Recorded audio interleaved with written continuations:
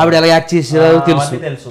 So దీన్ని first ఈ గరుడ లక్ష్మి అనే క్యారెక్టర్ని పరిచయం చేయాలి ప్రజలకి, దెన్ ఆమె జర్నీని తీసుకెళ్లడం. అండ్ దానికి గౌరీ నాయుడు మా డైరెక్టర్ రీసెర్చ్ అది ఆల్మోస్ట్ డైరెక్టర్ అంటే అట్లీస్ట్ స్క్రిప్ట్ చదివినప్పుడు నాకు అది పోయిటరీ లాగా ఉండింది.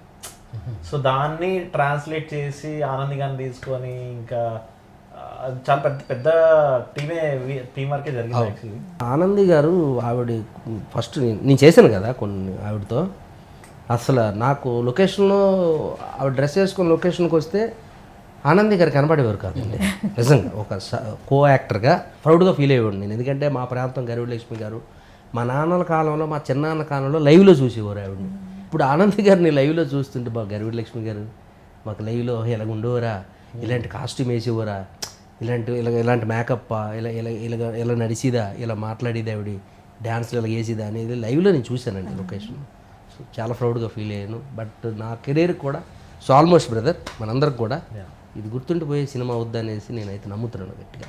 ఇంకోటి చెప్పాల్సింది ఏంటంటే నాకు